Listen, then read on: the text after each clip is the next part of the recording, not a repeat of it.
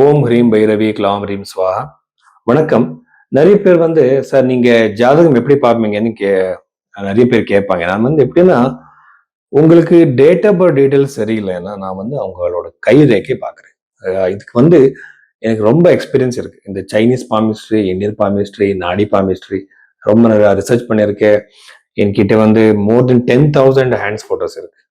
நிறைய ரிசர்ச் போயிட்டு இருக்கு. உங்க ஜாதகத்தை நான் அதுக்கு அப்ளை பண்ணிட்டு நிறைய விஷயங்கள் நான் சொல்றேன். இது என்னோட புது சிஸ்டம். ஒரு ஜாதகத்துல உங்க டைம் கரெக்டா இருந்தா பர்த் டைம் அது வச்சுட்டு உங்க நிறைய விஷயங்கள் சொல்லலாம். ஃபர்ஸ்ட் நான் லக்னம் கண்டுபிடிச்சு அதுல விம்சோத்ரி தசா, யோகினி தசா, ஜெமினி தசா யூஸ் பண்றேன். ஒரே தசை மட்டும் இல்லை.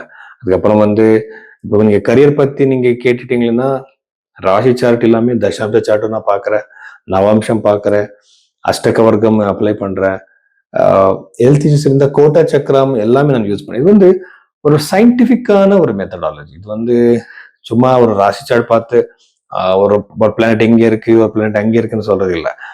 டெக்னிக்கலா ஸ்டெப் பை ஸ்டெப்பா நம்ம போறது. இந்த மாதிரி நான் ஹேண்டு, ஜாதகம், பிரஷ்ன சாஸ்திரம் அந்த எல்லாமே அப்ளை பண்ணி நான் ப்ரெடிக்ஷன் கொடுக்குறேன். ஸோ இந்த மாதிரி என்னோட சிஸ்டம் இருக்கு. நீங்க உங்க ஜாதகம் அப்படி நீங்க தெரிஞ்சுக்கணும்னா நீங்க என்ன கன்சல்டேஷன் நீங்க எடுத்துக்கலாம். அந்த நம்பருக்கு நீங்க கால் பண்ணிட்டு புக் பண்ணலாம். ரிஷப ராசி 2026 ஏப்ரல் இந்த 5th தேதிக்கு அப்புறம் என்னென்ன பாசிட்டிவ் நெகட்டிவ் இருக்கு இந்த ரிஷப ராசியில பிறந்தவருக்கு நம்ம பார்க்கலாம். இந்த ரிஷப ராசியில பிறந்தவருக்கு ராசியாதிபதியான சுக்கிரன், ஷஷ்டியாதிபதியான சுக்கிரன் 12th ஹவுஸ்ல இருக்கிறது யூஸ்வலா நட்டல் சார்ட் பார்க்கும்போது நாம அதை விபரீத ராஜயோகம் சொல்லுவோம். ஆனா இந்த டைம் பீரியட்ல கண்டிப்பா பைனான்சியல் லாஸ் இருக்கு, ஜாகிரதை இருக்கு. கடன் பிரச்சனை ஏறும். இப்போ கடன் பிரச்சனை இருக்க சார், அது இந்த வெடி வருவேனா இல்லையான்னு கேட்பாங்க. கண்டிப்பா வர்றதுக்கு கஷ்டம். கொஞ்சம் நாள் வெயிட் பண்ணி தான் ஆகணும். ஒரே நாளே ஒன்றும் பண்ண முடியாது. வெயிட் பண்ணுங்க.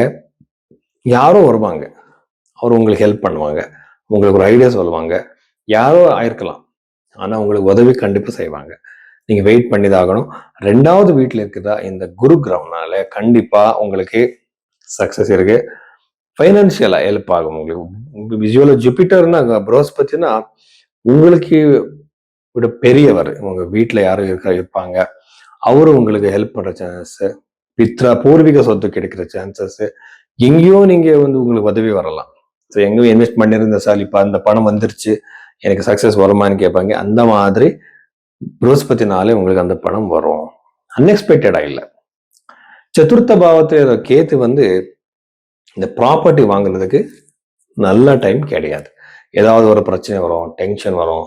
ஸோ நான் அந்த ப்ராப்பர்ட்டி வாங்கினேன் சார், இமீடியட்டா ஒரு கோர்ட்டுக்கு போயிட்டாங்க பக்கத்துல இருக்கிற, இந்த மாதிரிலாம் நாம கேட்போம் இல்லையா ரெகுலரா. இந்த மாதிரி இஷ்யூஸ் ப்ராப்பர்ட்டி ரிலேட்டட் வரும்.